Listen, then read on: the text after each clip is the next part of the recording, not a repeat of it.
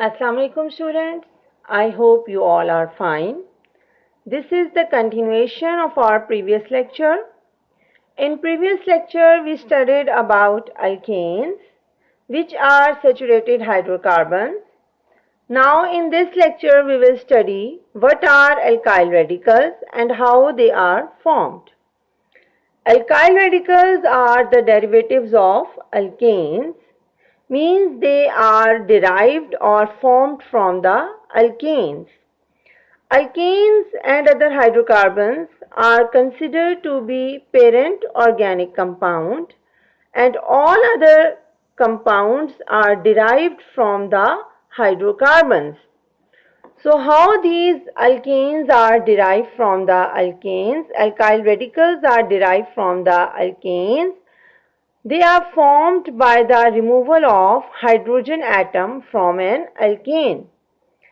When one or more hydrogen atom of an alkane are removed, they convert into alkyl radicals. These alkyl radicals are represented by letter R. In this example, you can see the first and the most simplest alkane, methane, is converted into alkyl radical by the removal of one hydrogen atom. These alkyl radicals are named by replacing A and E of alkane with YL. Here you can see this is the structural formula of methane. Carbon forms 4 single bonds with 4 hydrogens. When one of the hydrogen is removed from methane, it converts into CH3 and one space of carbon is vacant as hydrogen is removed from here and any other atom or group of atom can attach on this place. Now the name of methane changes into methyl by replacing A and E of methane with YL. As you have seen in case of alkanes, I told you previously that the general formula of alkanes is CnH2n plus 2. When one hydrogen of alkane is removed, its general formula also changes to CnH2n plus 1. So in the same, one hydrogen of alkane is removed and the general formula of alkyl radical is CnH2n plus 1. Now we will discuss another example of ethane. C2H6 is the chemical formula of ethane. When one hydrogen of ethane is removed, it converts into C2H5, which is ethyl. In the structural formula, you can also see that both carbons of ethane are identical.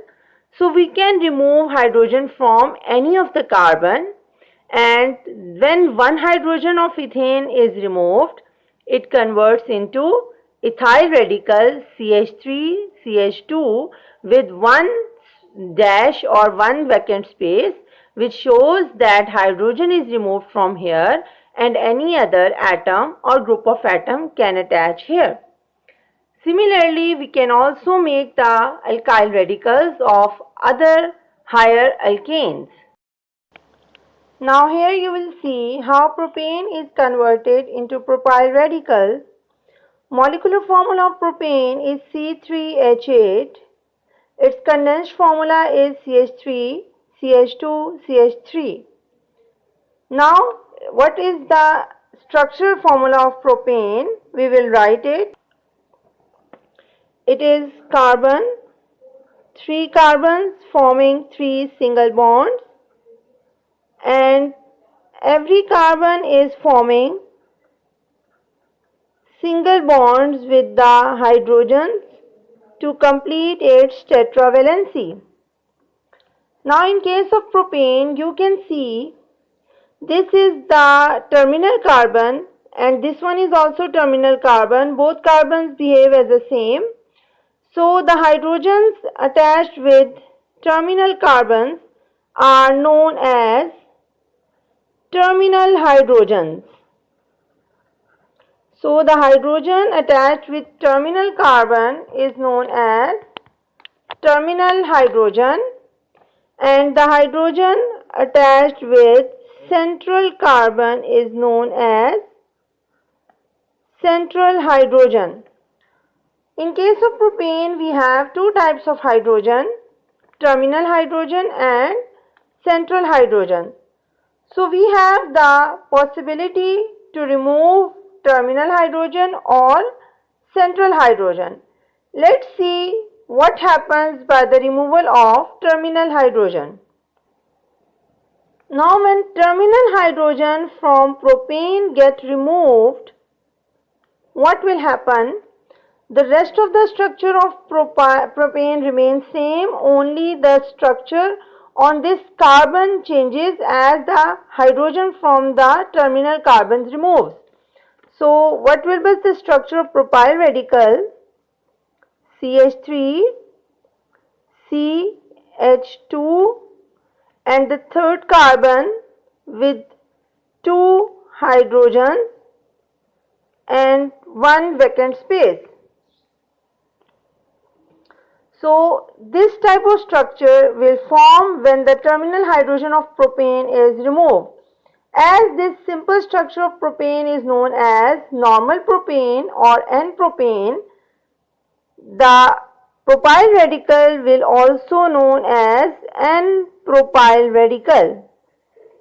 When the hydrogen from the terminal carbon removes, N-propyl radical will form. Now when we will remove the central hydrogen, means the hydrogen from central carbon, what will happen? When the hydrogen from central carbon removes, the structure formed is CH3, which is the first carbon, then CH3, and the vacant space is at the second carbon. Because the rest of the structure of propanes remains same, the second carbon is having vacant space from where hydrogen is removed, and this type of propyl radical is known as isopropyl. Why it is known as isopropyl? Because it is having two methyl groups attached with one carbon. Iso means same, as in case when one carbon is having two same groups and these are methyl groups, that type of structure is known as iso, and depending upon the total number of carbon atoms, we will write the next name of the radical. As it has 3 carbons, so we will write it isopropyl. A carbon having 2 methyl groups attached with a single carbon, this structure is known as iso. So in case you have seen,